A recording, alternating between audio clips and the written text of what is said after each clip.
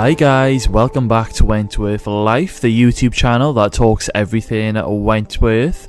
As promised, I have put together a list of my own theories of what may or may not happen in Season 8. Now before we get started, let me just make it clear that these are just theories and they are literally my own ideas of what could happen in the new season. Of course, we don't know what direction the show is going to take next year, but it's always fun to speculate, and sometimes, not often, but sometimes between us all, we get it right.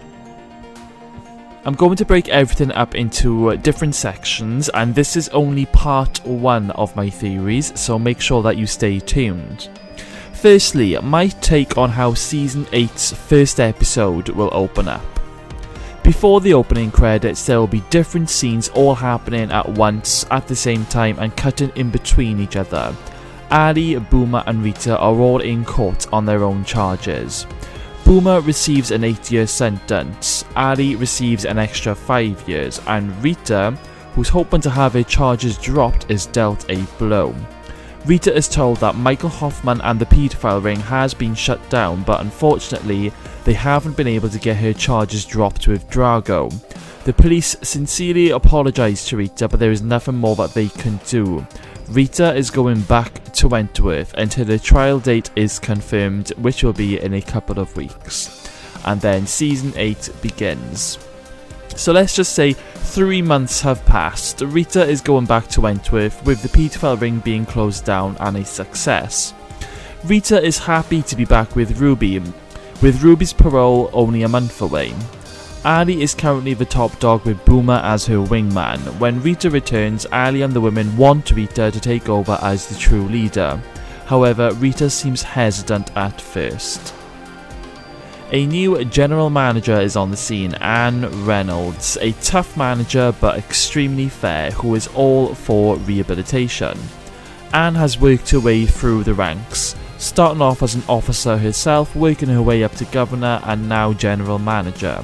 She has had 25 years in the business. She will be working with acting Will Governor Will Jackson, who is still holding the fort while Vera is enjoying maternity leave. After the mess of the siege and a breach in security, Anne is taking Wentworth Prison as her top priority to get it all back on its feet. This might be a challenge though when a new prisoner, Cass Parker, is transferred from Barnhurst, a well-known troublemaker, a bully and not someone to be messed with. As soon as Cass arrives at Wentworth, she is causing trouble with the officers and the inmates, throwing her weight around and ignoring Ali's authority. Cass has the strength of a man, and after a dramatic scene in the laundry, Cass challenges Ali and Boomer for top dog. But Rita steps in and takes on Cass in front of everyone, warning Cass to stop causing trouble after a fight scene. Rita wins and the women start chanting corners, corners, corners. Rita is now the new top dog with Ali and the women's blessing. Cass has certainly met her match in Rita. Vera, enjoying motherhood on the outside, has decided to give things another go with Jake, who is proven to be a viable father to baby Grace. Vera is at her happiest, but that is all about to change. Frankie and Bridget are back, and they have been asked by Vera to be Grace's godmum. Frankie and Bridget also have some of their own happy news as they are getting married, and the wedding is not too far away. We learn about what Frankie has been up to on the outside. She is doing very well in her career as a solicitor. Her relationship with her dad is going well, and of course she loves being a big sister. Things couldn't be more perfect for Frankie and Bridget. Everything is about to take a massive dramatic turn. Ferguson is alive and well and is hell-bent on extracting her final revenge.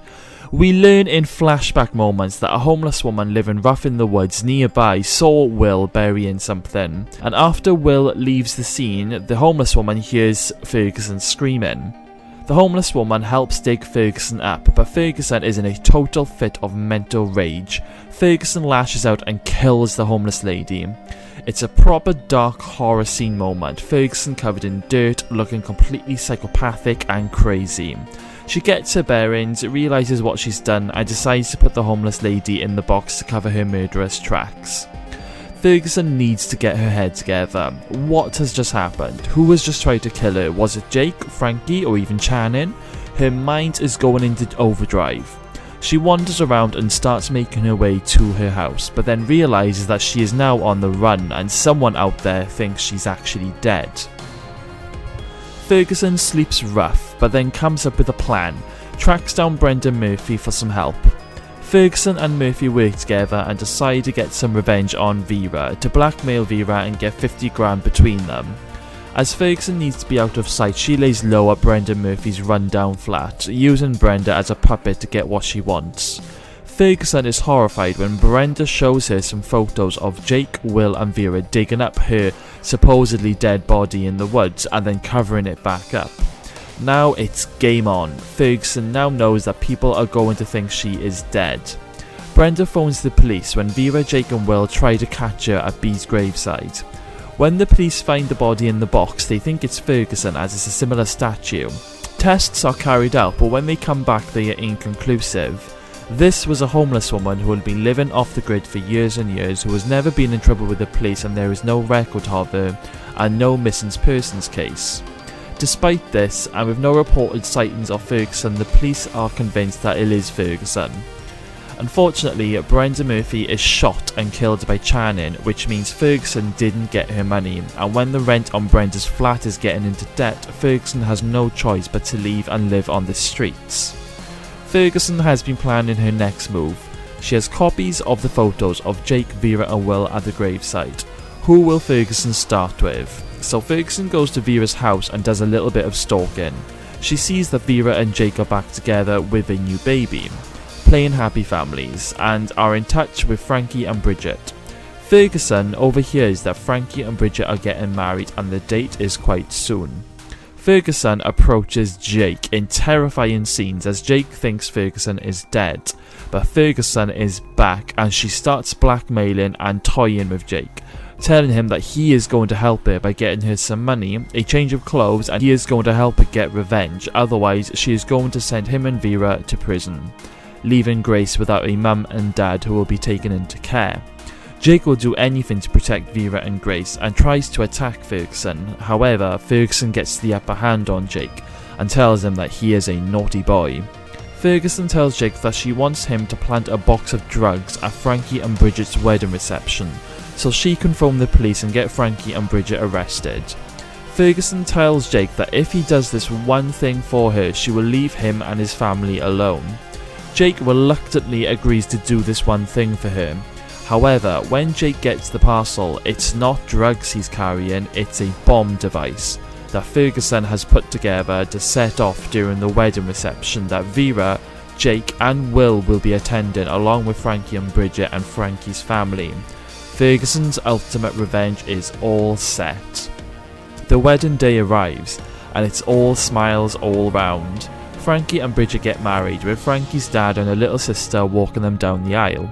They get married in some very happy scenes. The wedding reception is then underway with Jake keeping an eye on that box. He decides it's time for baby Grace to have a nap and takes her to the hotel room just across from the wedding reception. He asks Vera to go with him, but Vera decides to stay with Will. Frankie's little sister picks up the bomb in the box along with some other presents and tells Frankie and Bridget it's time to open the presents. The box is now on the main table with Frankie and Bridget and her dad and her little sister, with Vera and Will sitting not too far away. Will gets a phone call from the prison and heads outside to answer it.